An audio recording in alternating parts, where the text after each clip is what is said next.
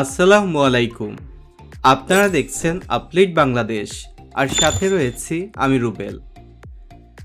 আবারও শুরু হয়েছে উত্তর দক্ষিণ স্টেশন থেকে মিরপুর ডিএইচএস পর্যন্ত সড়কটিকে প্রশস্ত করার কাজ।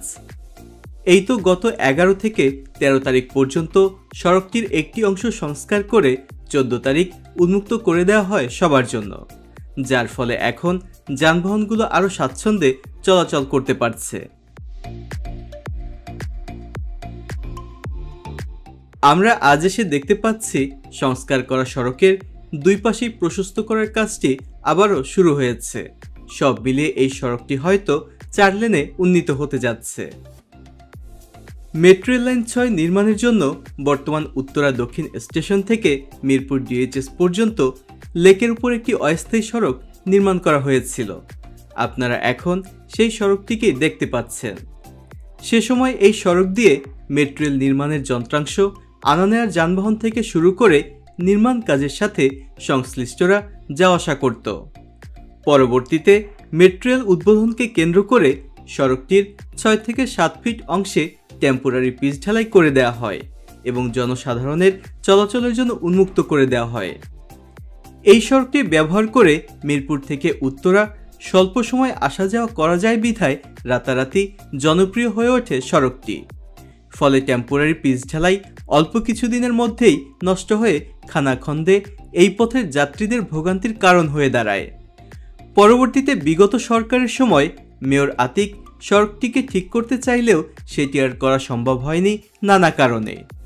তবে সব প্রতিকূল পরিস্থিতি শেষ করে এই সড়কটিকে আবারও সংস্কার করা হয়েছে। পিচ ঢালাই শেষে দেওয়া হয়েছে রোড মার্কিং। 2 লেন সড়ক দিয়ে এখন বেশ সুন্দরভাবেই যানবাহনগুলো চলাচল করছে। তবে শুরুতেই বলেছি, এই সড়কটি আবারও সংস্কার করার কাজ শুরু হয়েছে। এতে করে দুই পাশে আরও যদি জায়গা বেড়ে যায় তাহলে যানবাহন আরও স্বাচ্ছন্দ্যে চলাচল করতে পারবে। আমাদের আজকের ভিডিওটি স্পন্সর করেছে অনলাইন বাংলা স্কুল। পৃথিবীর বিভিন্ন দেশ থেকে প্রবাসী শিশুরা এখানে বাংলা ভাষা শিখে থাকে। বিস্তারিত জানতে ভিজিট করুন onlinebanglaschool.com। তাদের ওয়েবসাইটের লিংক পেয়ে যাবেন ডেসক্রিপশন বক্সে। এখানে একটি কথা না বললেই নয়, এই সড়কটি যেহেতু একটি জলাশয়ের উপর নির্মাণ করা হয়েছে, তাই জলাশয় রক্ষায় এখানে একটি ব্রিজ নির্মাণ করে দেওয়া হলেই হয়তো ভালো হয়। এ বিষয়ে আপনাদের কি মতামত সেটিও জানাতে পারেন কমেন্টস করে। উত্তরা দক্ষিণ স্টেশন থেকে মিরপুর ডিএইচএস পর্যন্ত এই সড়কটির দৈর্ঘ্য হবে প্রায় 800 মিটারের মতো। এই সড়কটির জন্য এই পথের যাত্রীদের বিমানবন্দর সড়কটি আর ব্যবহার করতে হচ্ছে না। ফলে ওই সড়কের উপর চাপ কমেছে অনেকটাই, বেঁচে যাচ্ছে মূল্যবান সময়ও। উপরে দেশের সবথেকে আধুনিক গণপরিবহন, আর নিচে জলাশয় আর নতুন রোড মার্কিং করা সড়ক, সব মিলিয়ে বেশ সুন্দর লাগছে জায়গাটিকে। আর এটিকে আরও নান্দনিক করে তুলেছে সড়ক এবং মেট্রো রেল লাইনের আঁকাবাঁকা পথটি।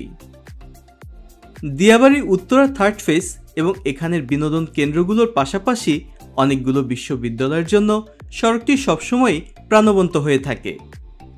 সেই সাথে এই সড়কটি দিনে দিনে আরও গুরুত্বপূর্ণ হয়ে উঠবে দিয়াবাড়িতে নগরায়নের সাথে সাথে। এছাড়াও মিরপুর থেকে উত্তরার সাথে এই সড়কের মাধ্যমে একটি সহজ যোগাযোগ মাধ্যম তৈরি হয়েছে। এবারে এই সড়কটি যারা ব্যবহার করেন তাদের কাছে কিছু অনুরোধ। এই সড়কটি আপনার আমার চলাচলের সঙ্গী, তাই ময়লা ফেলে সড়ক এবং এর আশেপাশের পরিবেশ নষ্ট করবেন না।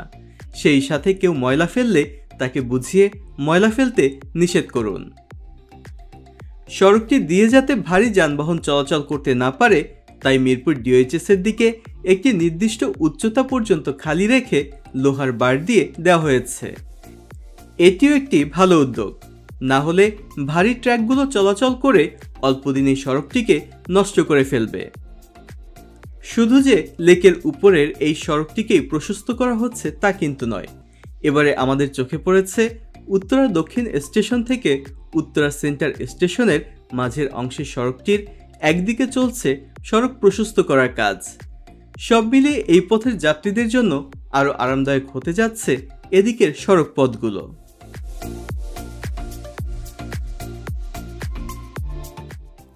তো বন্ধুরা, এই ছিল আমাদের আজকের আয়োজন।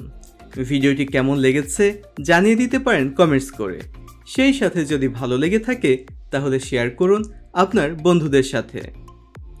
আপনারা যারা আমাদের ভিডিও নিয়মিত দেখেন কিন্তু এখনও চ্যানেলটি সাবস্ক্রাইব করেননি, তারা সাবস্ক্রাইব করে পাশে থাকা বেল আইকনটি প্রেস করে দিন, যেন পরবর্তী ভিডিওর নোটিফিকেশনগুলো পেয়ে যান খুব সহজেই।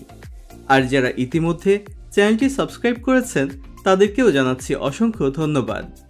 যে যেখানেই থাকুন ভালো থাকুন, সুস্থ থাকুন। আজকের মতো আমি রুবেল বিদায় নিচ্ছি। আল্লাহ হাফেজ।